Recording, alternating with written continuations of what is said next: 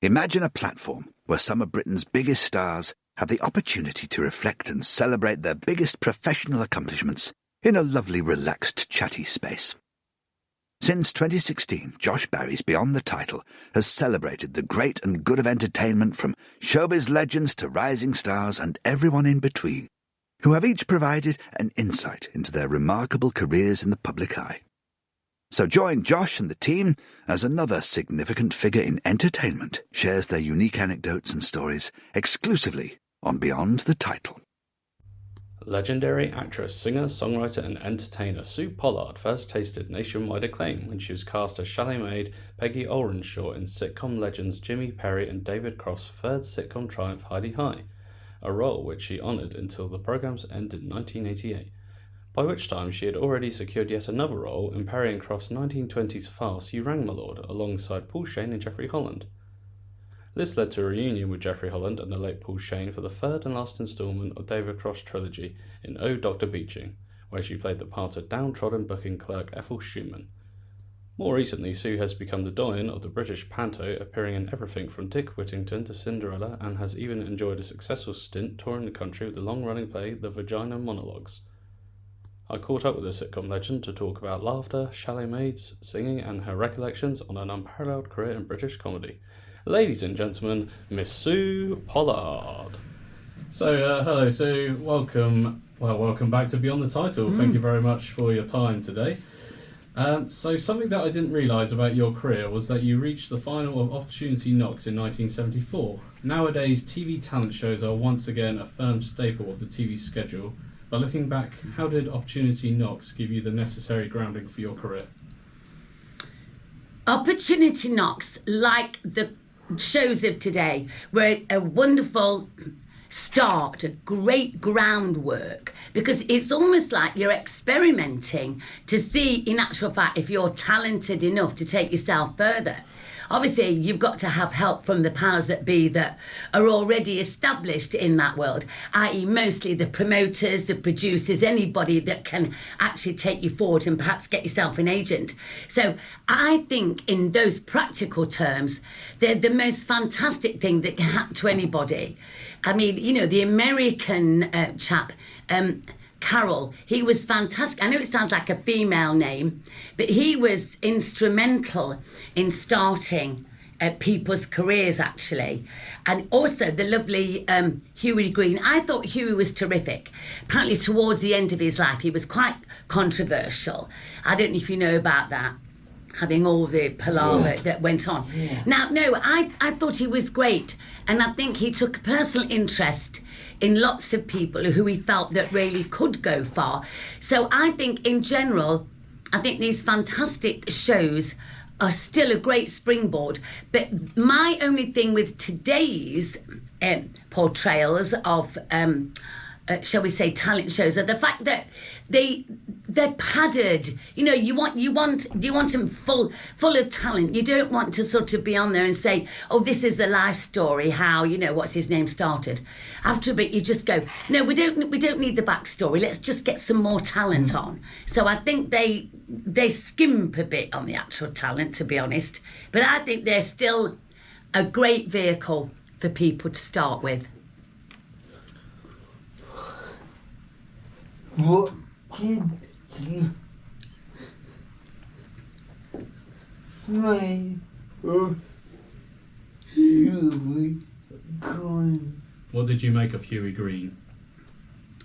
I really liked Huey. Obviously, he was a so-called father figure. Now, I was very lucky because I knew he had a penchant, if you like, for the luscious, glamorous kind of, you know, film starry look. And what is wrong with that?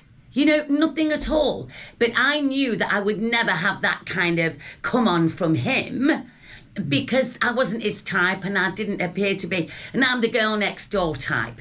Do you know what I'm saying? So for me and him together, we just had a nice friendship straight away. And I liked him a lot. And it was just nice to know that he he believed in you, really. You know, he'd seen enough talent along the way, because when he started, he was like a young boy actor. He was extremely well known, you know.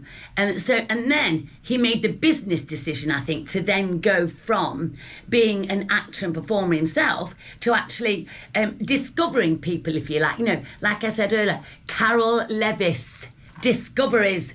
That's what he was. That's where his name came from. No, I liked him. I don't like it when people besmirch people's characters. He did a lot of good for some people. So let's just focus on that, I say to everybody. Just focus on the good. So out of all your many talents, acting, singing, songwriting or comedy, which is your most natural attribute? Do you know, it's really funny. I would say that comedy and song together, but maybe, of course, you know, you throw in the acting. I'll tell you how I got more and more interested in delivering comedic lines when I first had the great opportunity of working on a regular comedy series, which of course was Heidi High. And I thought to myself, hang on a minute. And what I used to read was the Andy Capp comic strip in the Daily Mirror. I think it's still going. I'm afraid I feel slightly elevated myself to the times, darling. But I do remember reading that and I went, oh, you know those cartoon sections? You like get about 4 drawings, don't you? Then you get the tag. Well, my dear, that really helped me. I said Andy's lines and Flo's lines, and then I said the tag at the end of it. And I thought, oh, I'm getting the hang of this. I'm getting the hang of this story-ish and how you actually set it up. And then you finish with the gag line or whatever you want to call it, the tag. That was marvellous. That really helped me. But of all the chances I've been given, I would say that singing really was my first ever opportunity to actually show off any talent, because I used to do it in the choir at school. So therefore that was a natural habitat for me. And then, because I suppose I used to see the funny side of stuff, that's when people encouraged me, certainly people like David Croft and Jimmy Perry, to say, no, I'm sure if you concentrated on this a bit, you could get more adept at comedy. And so I was able to learn much more through Heidi High, really. It taught me so much. Fantastic. But never be afraid of it. You've got to try something out. But you don't know when you're starting out, you see, Josh. You go, oh dear, perhaps I'm a bit tentative with that line, or I feel a bit... And then, you know, you get a bit more confidence and you practice the line again. And then it's like anything, isn't it? You just repeat stuff till improved. And then you're ready for the final thing, which is great. You then starred alongside the legendary Tim Brooke-Taylor and Hugh Paddock in the farce Not Now Darling. How daunting was it to be in this esteemed company, and what were they able to teach you about the art of comedy? Well, my dear, for a start, when I first went there, I thought, oh, flipping it, they've been going for so long, you know what I mean? And but I did listen to all their radio things. You know, hello, my name's Julian, I'm Sandy, and all that business that was on I believe it was on a Sunday. So I had a quick flip through all this stuff that they did. And I thought, do you know, don't be nervous, Sue, because you've been chosen for this part. People obviously, or the producer certainly thinks, you know, you're as good as anybody else because we've cast you. So go in there. Don't be daunted by it all, but you must also be prepared to listen to any guidance that they may give you. You know, obviously, and you've got to accept it in good grace. Now, I learned straight away not to upstage anybody. That means, you know, you're not doing a grand gesture like this when somebody's got a funny line. I mean, that is totally not on. That's, you know, pulling focus. So things like that they were able to teach me. But they were fantastic. They said to me every week, you're improving nightly, Sue. Well done. Keep that bit in. That was good. Perhaps you might want to come in a bit quicker with that line.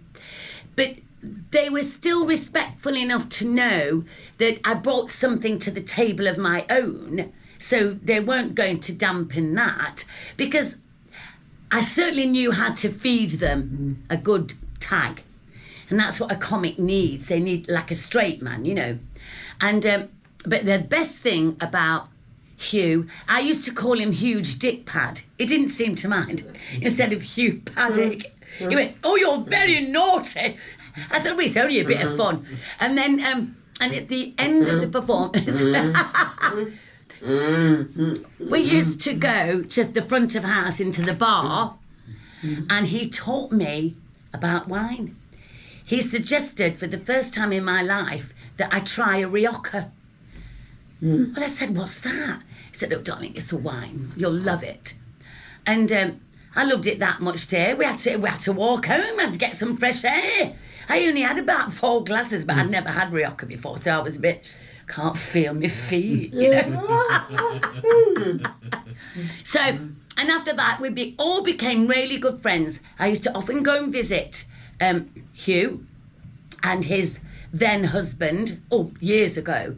And then, of course, I used to visit Tim and got to know his family. So, all in all, beautiful memories to take away with you. And indeed, I was mortified when he died. You know, well, obviously huge, but also Tim in the COVID. That was a shock. But like everybody, we probably all know somebody, don't we? But I guess that's life. You know, you're going to die, basically.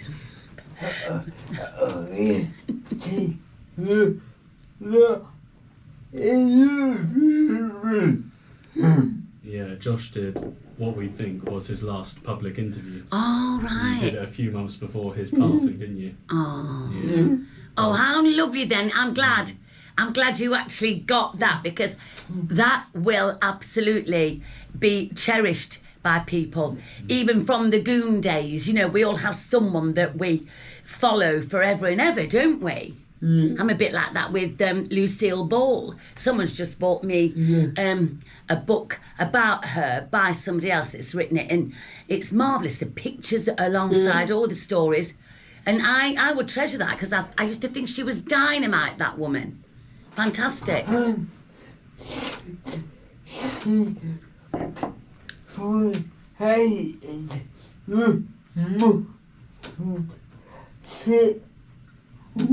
And she created the modern sitcom. Oh, totally. Yes, absolutely right.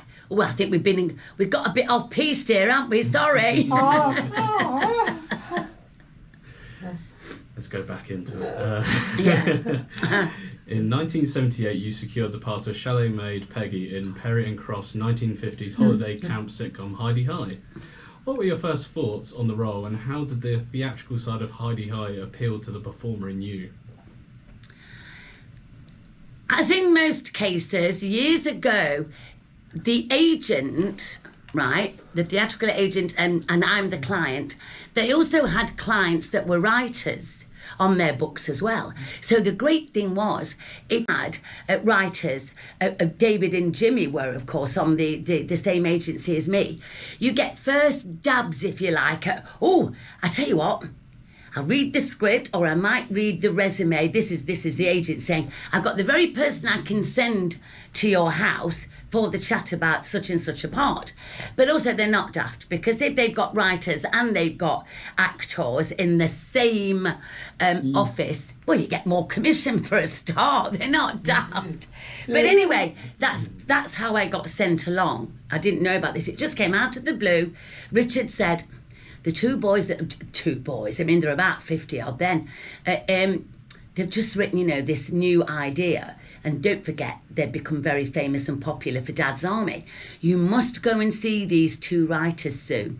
So I remember going there, and it was a bit like, it was the 39 steps, but there was 93 up to the very top of Jimmy Perry's apartment. And I remember going in a fantastic floor-length fur coat smelling of patchouli oil with a bowler hat and a feather coming out of it, because I just thought, I just liked it. So I climbed up all these stairs, no lift, That was me knocking on the door. Came to the door. We don't want any pegs, thank you. Jimmy Perry. I said, no, I'm not a gypsy. I've come for the chat. We don't want any pegs. I thought, I'm not even beyond the flipping front door yet. And I don't know what sort of impression I created. It was hilarious. And of course, he got to know me well then because, anyway, we got in. All they said was, we're looking for people for this actual new situation comedy about a holiday camp. He explained exactly what the sort of characters were. And then he said, well, we'll let you know when we've decided. Anyway, a year later, this was, my agent said, they'd like you to go for this little part. It's only the pilot of Peggy Ollerenshaw. She's a chalet maid. She might not have a lot to do. He said, but I think they offered it to me because they thought here was a chance to have someone in the show that was a little bit balmy. Or so they thought. So I went, oh, it'll be lovely. I'm so excited. So we got down, to the pilot that we did at Dovercourt, which is also a place in Harwich, which is in Essex, which in turn is near Clacton. So it's very seasidey.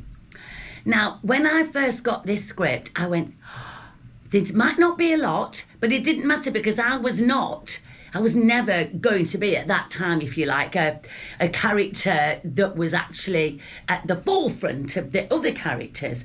I was just thrilled to bits to be doing something with two fabulous people with a great reputation as producers. Well, certainly David. Do you know what David was? Co-writer, director, producer, executive producer. Now, you can't get any higher than that. Otherwise, you become the BBC Director General. So one of this partnership had 4 labels, if you like, to his professional life. And it was so lovely because he said to me, you'll be hiding behind one of the holiday camp animals that they created.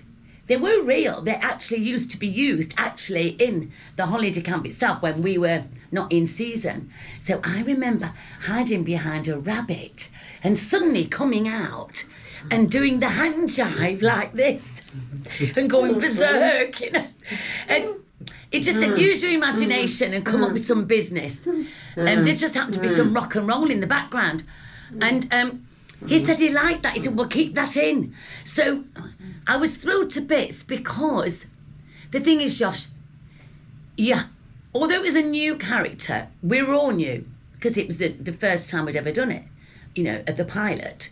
So you're just hoping that the team that certainly that they gather together, you work well enough as a team to be able to create a feel-good factor for everyone listening at home and watching. And so I was very lucky. What they did, they were very strict in their writing, but equally, during the 10 years, we were lucky enough to be on that long. You really, really get to know your character. And then after a bit, you might suggest to David and Jimmy, is it possible, please, that I could try this? He said, yeah, try it. Please do. Sometimes they'd say, it's not quite right, Sue. But then other times they'd go, I like that. So you got to grow as an actress and as a performer, and you actually got to know the technique of, no, I can't interrupt there. I've got to be disciplined here because somebody's doing that there. So we were all aware of that, and we tried very hard to respect each other's work within the scene that we were doing. So that's why we rehearsed constantly every day. So you could just hopefully improve and improve, ready for the day of the recording. And you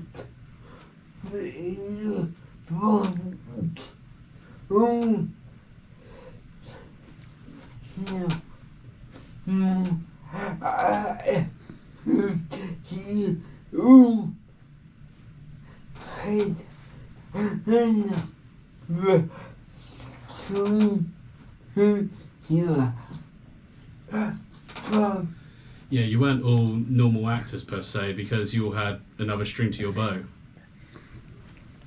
Well, you're quite right, Josh. I think that's what David and Jimmy, and certainly David, was looking for. He wanted the studio audience to know, to feel like they were in a theatre. So all of us had done theatre shows before, and even musicals. So it was all terrific. And a lot of us had done a bit of variety type work, and good old music hall. So I think that's the sort of cast he wanted to create that from people that wouldn't just be, they'd bring a little bit of their own performance qualities to the part. So I think that's why they took a whole year, you see, to cast it.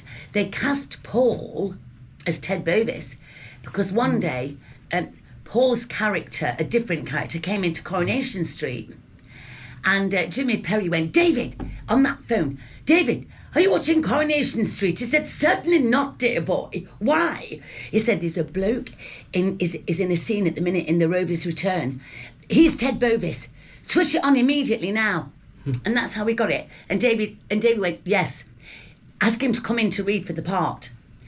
That's how he got that. Isn't it funny? Just out of the right time at the right place. I mean, so that's how, I think that's how we were all cast, really. For some reason or other, I was cast because I just happened to have the chat, even though that's why they always used to call me the potty chalet maid, you see, because they obviously thought I was potty when I went for the interview. Well, I don't care, it stood me in good stead, didn't it, so I'm not bothered. So despite being packed full with wall-to-wall comedy, Peggy's own individual story throughout the series became a fascinating theme. To what extent did the entire series rest on the belief that Peggy would reach her goal of being a yellowcoat? I know, it's amazing you should ask that, because so many people during and after have said the same thing. They used to watch, obviously because they loved the show per se, but I think it's because Peggy became a bit beloved of a lot of people because they could see that she was desperately trying to improve. Like, obviously, people in a similar situation at home themselves thinking, "Oh, wouldn't it be great if I could get promoted? And I know I've got it in me, but nobody seems to be giving me the chance." So I think, in a way, that helped. Her own little individual story, if you like, became part of the actual enjoyment. I suppose Gladys was the same. She was desperate to try and get a man. Do you know what I mean? And in his own way, they were all desperate people. You look at Ted, wanting desperately to be on Coronation Street, if you like. And Jeff, whose character was Spike, wanted to follow in Ted's footsteps. So each of us, I believe, had our own goal, if you like, to actually achieve. But I think Peggy's was more poignant in a way because she was definitely always the underdog and never really seemed to have a chance. And so I do believe that was a great integral part of Heidi High, because people were just thinking, maybe she'll get promoted this week. And people used to say to me in the market, "Hey Sue, hello darling, how are you?" "Fine, thanks." "Hey, Peggy, don't give up. She'll get there, she'll get to be a yellowcoat, And all I was hoping for was to buy, a pound of apples in the market. But it was lovely to have that little bit of pathos in that part. Fabulous. I was lucky. In 1988, the cast of Heidi High said an emotional farewell to Maplins as the series came to an end. British sitcom is known for its inspired use of pathos, but why do you think this ending was so moving?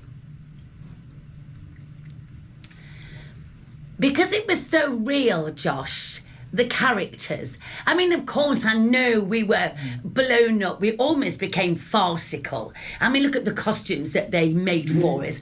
As if a flipping holiday camp could afford all those ridiculous things. But of course, that's what they call this theatrical license. So they were bigger, larger than life, these characters. They were quite farcical. That's what David and Jimmy wanted, basically.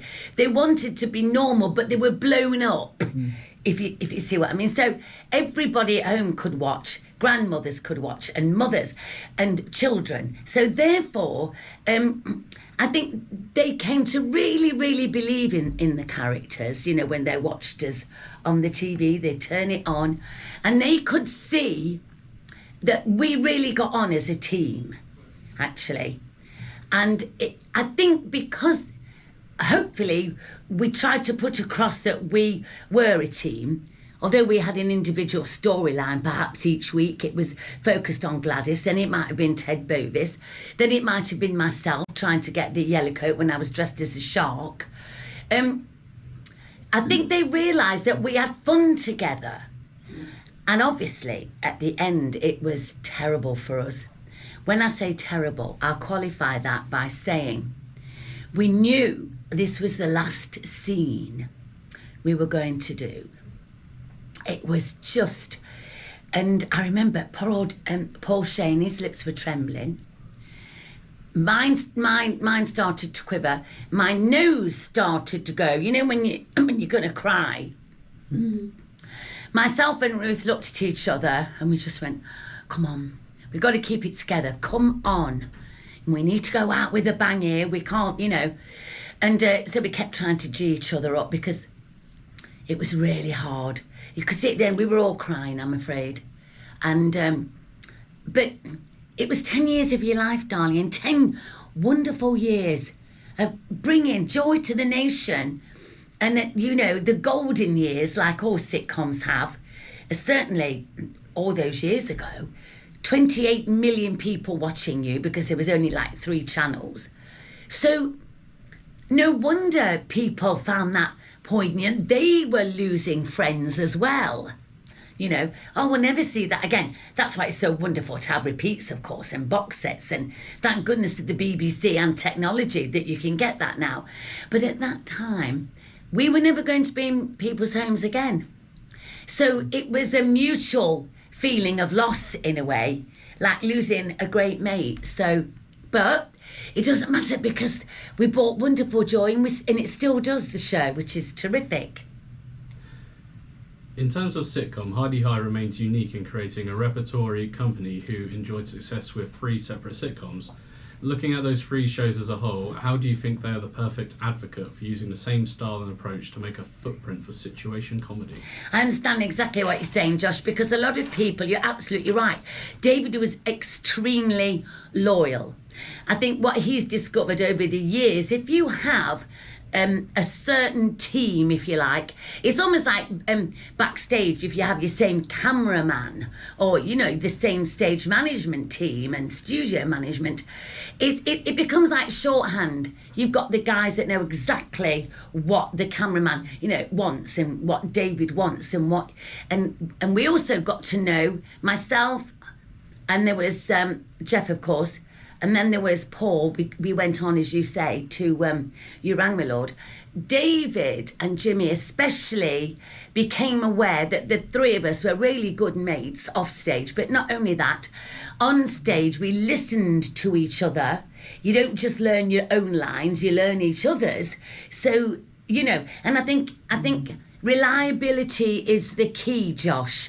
If you have people that you know, hopefully, that can deliver what you've written and what you're hoping to achieve, why wouldn't you stick to the same people? It's obvious. It's the same in any kind of job. The corporate world, Josh. Well, I've got my team. I've had them for 25 years. If it's not broke, don't fix it. So I can see that the real logic in that is to use the people that have come up trumps in the past. So, and I think if you can get that, it does work wonders. It saves time. You cut to the chase. You have shorthand language. So, yeah. Jeff, okay, fine. And then we'd discuss it together. And we'd say, you know, obviously in rehearsal, you know that bit there? I'll stand here while you say that line and So you kind of know quicker what is expected from you. And I think a lot of people have done that. I mean, look at, you only got to see Darren that did Benidorm. Now, he kept the same people kind of, I know they were there every week, and doubtless if he did another one, he'd probably use the same people as well. But because of David, like I said earlier, being director and co-writer, producer and executive producer, he was lucky enough to be able to have that power, if you like, to say, these are the people I want in this show. And I think he's proven, and he did the same thing with Oh Doctor Beeching. We were lucky enough to use the three of us again. But going back to You Rang My Lord, of course, he also used a couple of great performers from It Ain't Half Hot Mum. You know, Donald and Michael. I mean, you know, Lord Meldrum and, you know, this silly arse, you know, that fancied everybody. You see, straight away he knew that he'd got reliable people from there, and was actually willing to bring the people that he felt would gel together. He was a genius in the way he cast people, you know, marvellous, but also not daft. Not daft. And when I say that, I mean he could see that bringing people together he trusted would work. So in a way, he erred on the side of, I know this will work.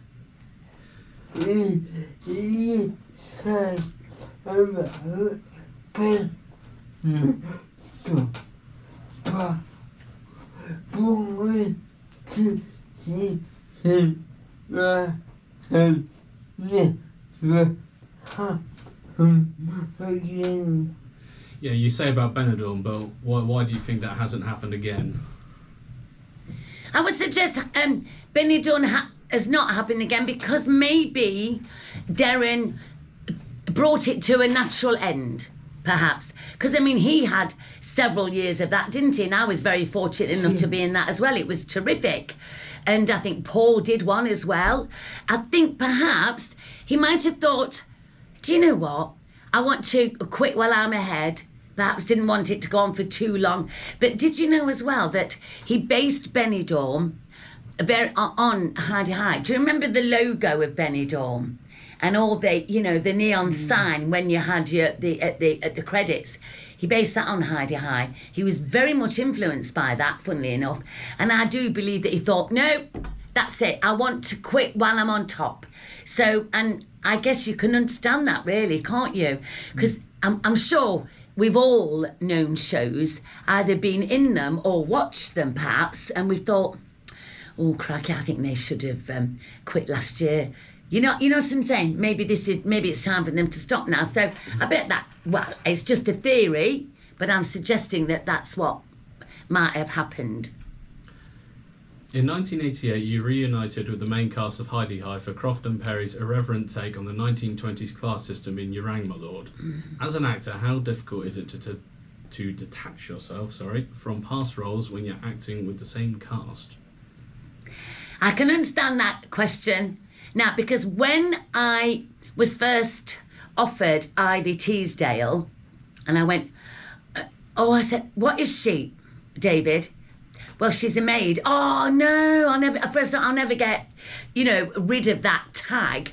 And then, of course, he went on to say, now, look, it's nothing like Peggy. Well, of course, it probably was, to be honest, in its own way, the way she spoke and stuff. But, I mean, you're never going to go away from an original take of what you first see, because that's what you bring to a performance. So I suppose a director and a writer worth their salt would recognise that. They don't want to strip you totally bare from what you were before. But I must say, when I looked at the actual script, I looked at the costume design, I thought, no, she's going to look totally different than Peggy. So she's going to walk differently for a start, because it was set in the late 20s. I thought, no, I can detach myself from this. It will be fine. I will become Ivy. You know how you do? Like Paul said, well, I've got to get rid of Ted. And I think we all did. And certainly Jeff succeeded very well, because there was none of this, hey, Ted, as Spike. He was very, very much the pompous second in command downstairs. So he adapted really well. But because we were surrounded very well by a great set, by everybody else that discovered what the 20s were like, it was easy to slot into that era. So you knew you weren't in a holiday camp then. So it was quite easy to forget that then. I mean, you had to. You're in a different role, so it's no good harking back all the time. Keep your discipline and follow this new line of work. So it was good. Throughout the 1980s and the 90s, you became a favourite booking on panel shows such as Blankety Blank. Unlike most actors, you've never had a problem in separating your own stage persona from the characters which you portrayed. In what ways do you think this has been the secret to your longevity? It's funny that I say, because I suppose people can see that you've always been the same in anything that you've done, you see. So obviously some of it comes from yourself. I mean, I remember once somebody saying to Simon Cadell, who was Geoffrey Fairbrother, what's the difference between Sue Pollard and Peggy Ollerenshaw? And Simon said the Berlin Wall. So it's just kind of like you just go over the wall and you get the same thing. You know, I think in a way, God, my acting prowess has really come on. And I think people sometimes like to see that you probably, your own persona got you the part of Peggy Ollerenshaw. So in a way, I think they like to feel and they can see and hear the same thing that they've always seen. So therefore, I like to feel they feel safe with you. You know, hopefully they know they're going to get something decent and worth the money. I always say whatever I'm doing, you've got to have VFM, which means value for money. And do you know what I mean? And of course, I love parts where I can be really like evil. That's why I like panto, because I love playing the Wicked Queen. You can have fun with the Wicked Queen, but when you've actually got to say, now listen here, and you listen to me right now, and so it's great that I get the chance to be wider, but also I like the idea that I can still bring joy, even if it's a panel game. Do you know what I'm saying? And also it means that I don't have to go very far from my natural being. I'm not trying to put anything on. So I guess, I like people to feel comfortable. Yeah, but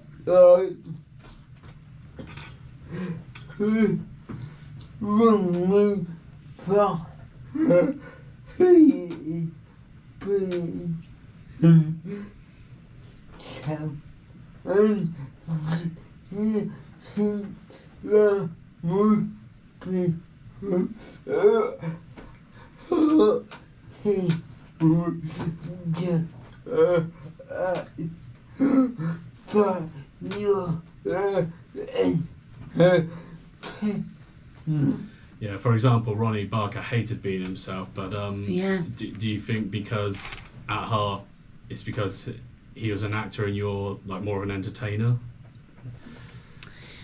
I can quite honestly see that. I think he probably wanted to take himself, or he probably did take himself more seriously and didn't want to come across as maybe a bit flippant or not really. There's more depth to him than that. So I can understand that. But then Kenny Everett was very much...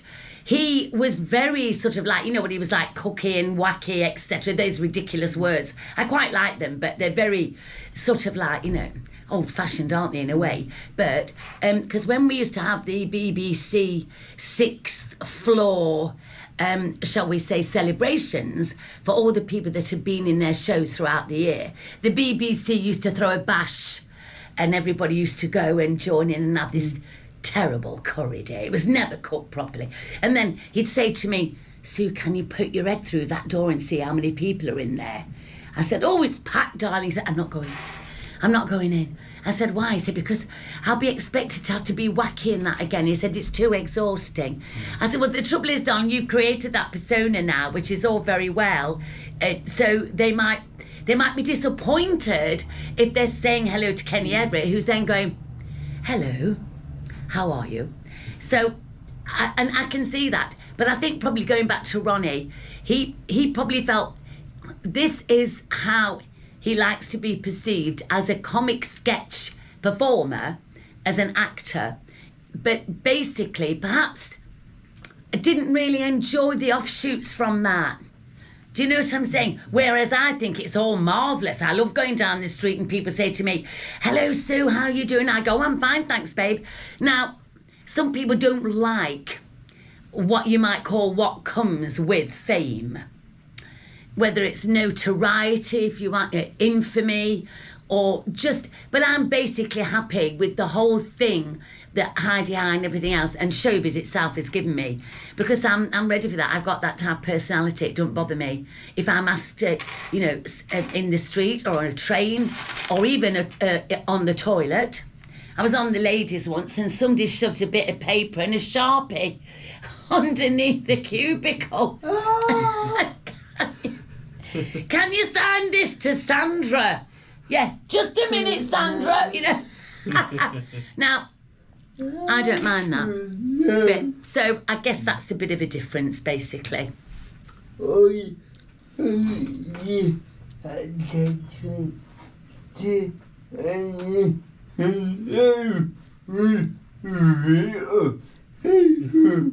hope you didn't do anything else with that piece of paper. It's no wonder you didn't ask me what I did with the Sharpie. No, I can assure you I handed it back. It was fine. In perfect condition. It was a smooth transaction. Yeah. Oh, it's funny. I like that. The last instalment of the comedy trilogy came in 1995 when you were cast as the downtrodden booking clerk Ethal Schuman in Oh Doctor Beeching. How rewarding was it to reunite with those actors all those years later? When I was able once again to actually contact Paul Shane and Jeffrey Holland and said, darling, have you had the call? Knowing that they had really, but I thought, he said, yes, isn't it marvellous? They want us to be together again in this show about, steam trains. I said, I think it's going to be fabulous. We were just filled with just absolute joy again, because we know it wasn't going to be an effort. We knew each other. Obviously, we'd grown up with each other's families and stuff by then. So it was all a wonderful feeling again of, marvellous fun together we're going to have, And indeed, we did. But how to laugh, it's so funny. Just shows you that you can never quite get rid of the characters that you've been before. Because suddenly, Ethel Schuman, she had this phone call and she wrote it all down. And then she had to run along the platform at Bewdley in Worcestershire, which is where we filmed it. And I had to go along and say... what was his name? The character. Yeah. We'll have to stop it now. What was his name? Jack. That's it, Jack. You see? Anyway, I had to run along with this bit of paper and go, Jack, Jack. And straight away I went, Ted. And I knew I'd got Ted Bovis, you see, all those years ago. How ridiculous. Why did that come into my mind then? Ted. I went, God, that was... really difficult, but it was fantastic because once again it was a great script. Loved it. We had the lovely Stephen, who was in that other lovely sitcom on the buses, Stephen Lewis. And of course Stephen was terribly like this, in life. Hello, Sue darling, how did you get here? Was everything all right? And then he's talking all like that when he got on the thing. And you couldn't believe it, the difference in the two. And it was just really great creating another lovely show. But the great thing was, of course, it was decades apart. So once again, the wonderful thing was you left behind the look of the character of Ivy Teasdale in You Rang Me Lord, because this was like, in the 60s, there she was with the different wig, different clothes, all. So once again, you were hopefully true to the period that you were in, but knowing you're in safe hands again because they had the same team, they tried to get the same cameramen, of course. We also had the same makeup people, which was a joy. And then we also had Mary, husband, who had done all the costume designs for the other shows, also along with the two Ronnies. And it was interesting because I said, is Mary being the costume supervisor? No. Well, what do you mean? He said, she's designed the frocks, but she can't be on set this time. Why is that then? Well, the two Ronnies, the boys have got her this year. I said, oh, that's bad. Well, sad, really. He said, no. He said, because they were good, because Mary and her team were great, you only wanted the best. So the two Ronnies, of course, wanted Mary husband, and so did David and Jimmy. So what they had to do, they had to compromise. 1 year, the boys would have them, and then the next year, David and Jimmy would. So that's the only downside. But then you have to get used to it and know that, look, everybody else is going to be fabulous. It's just that you can't always have. You can't always get what you want. You know, that song, do you remember? So, you see, I think I over-answered these questions. I'm really sorry. God.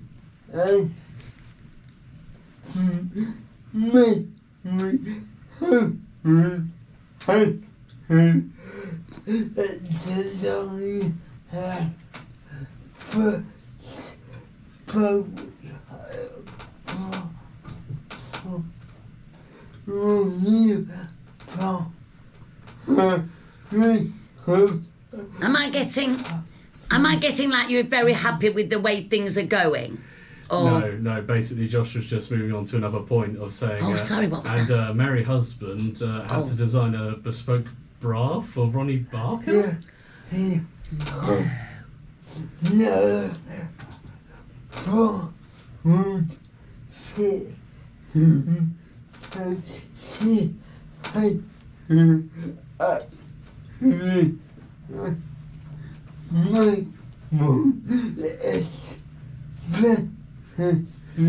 So no bra that they could find would actually fit Ronnie, so she had to go and make one. Yeah.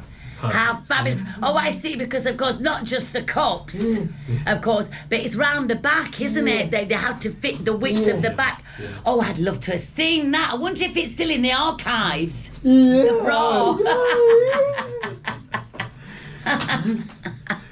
So in 2013, Britain lost a comedy great. What are your memories of the legendary Paul Shane, and what's his legacy in British comedy? Paul Shane was indeed a fabulous chap. He started, let's put it this way, humble beginnings, like when a lot of us have. And he brought such a lot of strength of character to his roles. He really believed in them. He studied them. He brought a very logical but down-to-earth quality to his roles. But also, he started as well his career really as a singer in the clubs, right? So that's how he basically started. And but I think he really believed in what he was doing. He was sincere. He was also a very good leader in terms of, now, come on, we've got to do this and let's get this sorted out and da-da-da-da-da. And I just think, once again, people have a lot of respect for him over the years. We had such great fun together. I mean, I could tell you certain things, but I'm not going to, simply because they were too intimate for us. Only the cast need to know about that. The times that the press used to come just before the launch of a new series, and they'd come down to wherever we were filming, and they'd be, you could tell straight away, they were going, well, have you got anything to report? And we said lots of things, but we can't. Oh, go on, just give us I said, no, because you're going to really make it into sensationalism, and it's just private to us. So we never said a word about each other to anybody. Paul was very good at that. He was always very good as well at geeing up the studio audience. Each time we came on, before we were actually starting the recording, we'd be brought on by the studio warm-up guy, and say, and introduced it as our characters. Ladies and gentlemen, please welcome, Mr. Paul Shane as Ted Bovis, and he'd probably come on and tell a gag. And we all did our best to warm up the audience so that they'd be with us during the filming. No, he bought a legacy of loveliness, and he got his break at the right time. I mean, he was about, I believe he'd be about 38, 39 when he got his first break as Ted Bovis. So he'd been going quite a long time. And I think he just had the right experience and the right amount of brevity, but also down-to-earthness that people could associate with. So he was fabulous. Got a lot of time for him. And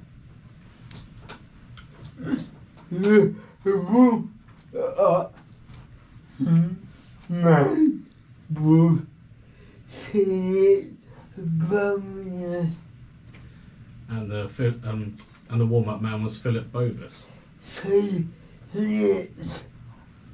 Oh, Felix. Bonus, yes. Yeah, sorry. No, you're all right, because very similar. He was.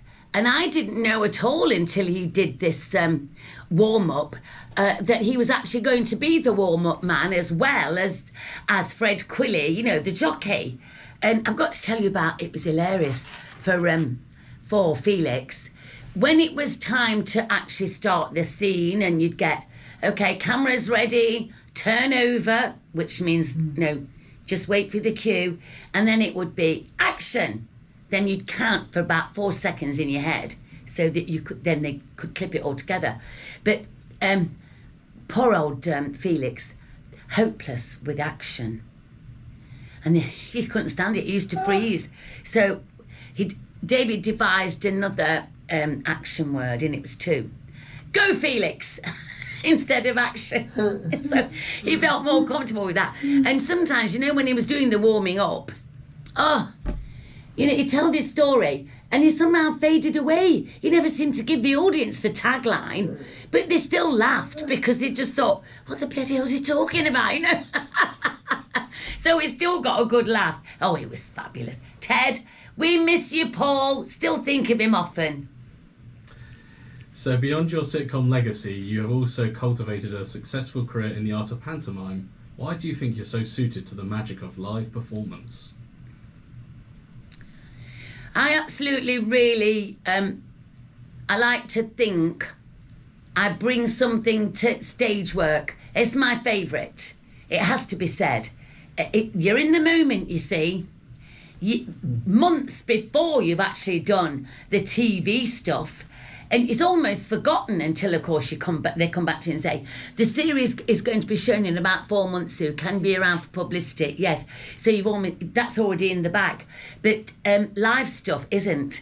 You don't record it. Unless, of course, the producer says we're videoing for the archives, which they do. But normally it's just right there. There's the stage, there's the audience. So you have an opportunity as a performer, as a character that you're portraying, to actually take the reins and say, right, I've got to tell this part of the story now, and I want them all to be engaged in it. So, you've got the youngsters and you've got the grannies and, of course, the in-betweens, mums and dads, and they all deserve to be told the same story in whichever way you can tell it. I mean, obviously you've got the script, but you might ad-lib a little bit for whatever reason. And I think the art of theatre performing is just, if you can get used to that, if you can get actually used to being comfortable on a stage and you like to paint a big picture, then, it's a niche that you want to belong to.